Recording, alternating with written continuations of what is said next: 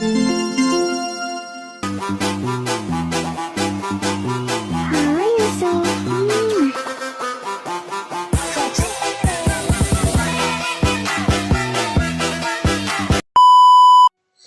warahmatullahi wabarakatuh.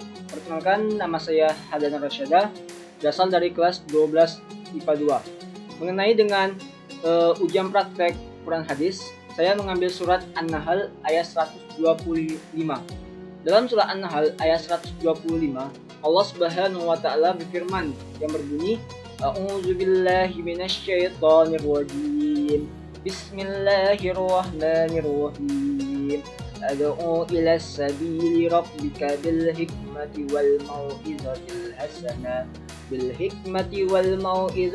hasanati wajadilhum billati hiya ahsan inna rabbaka huwa a'lamu biman dhalla an sabili wa huwa a'lamu bil muhtadin. Yang artinya, serulah manusia kepada jalan Tuhanmu dengan hikmah dan pengajaran yang baik, dan berdebatlah dengan mereka dengan cara yang baik. Sesungguhnya Tuhanmu, dialah yang lebih mengetahui siapa yang sesat dari jalannya, dan dialah yang lebih mengetahui siapa yang mendapat petunjuk. Dapat kita lihat bahwasanya dalam surah An-Nahl ayat 125 ini, Allah Subhanahu wa taala menjelaskan cara berdakwah, yang itu dengan pengajaran yang baik, lemah lembut, dan menyejukkan, sehingga apa yang disampaikan dapat diterima dengan baik. Jadi di surat An-Nahl ayat 125 ini menjelaskan tentang dakwah, yang artinya dakwah itu mengajak dengan cara tidak memaksa, sehingga apa yang disampaikan oleh pendakwah itu dapat diterima oleh sang pendengar dengan baik. Jadi dakwah merupakan salah satu tugas mulia yang dilaksanakan para nabi dan rasul, yang kemudian dilanjutkan oleh ulama. Dakwah bertujuan untuk menyebarkan ajaran-ajaran agama Islam agar masyarakat berada di jalan yang benar. Mengutip dari sebuah buku pengantar sosiologi dakwah yang ditulis oleh Dr. Syamsuddin AB, dijelaskan bahwa kata dakwah berasal dari kata da'a yada'u, yang artinya panggilan, seruan, atau ajakan. Dalam buku tersebut dijelaskan pula metode-metode dakwah yang bisa dipraktikkan, yaitu dakwah ammah, fardiyah, bil lisan, bil hal, terus ada juga bil tadwid dan bil hikmah.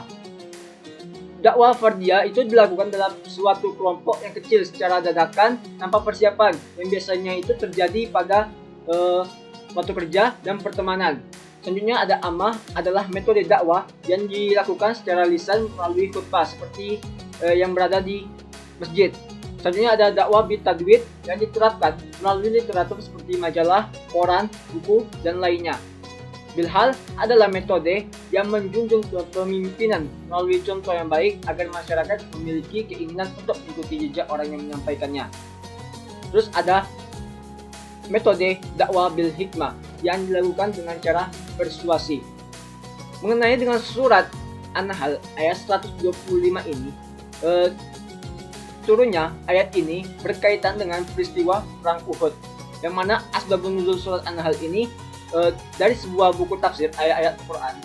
Itu dijelaskan bahwa surat An-Nahl ayat 125 ini turun setelah Nabi Muhammad SAW melihat 70 sahabatnya yang mati syahid dalam perang Uhud tersebut, termasuk juga pamannya yang bernama Hamzah, sang singa padang pasir.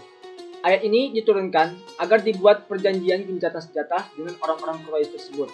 Allah Subhanahu wa taala memberitahukan kepada Nabi Muhammad SAW mengenai cara berdakwah yang menekankan hikmah. Mungkin hanya itu yang dapat saya sampaikan, karena ada misi yang harus saya selesaikan. Jika ada kata-kata yang salah, saya mohon maaf. Saya tutup. Wabillahi taufiq wal hidayah. Wassalamualaikum warahmatullahi wabarakatuh.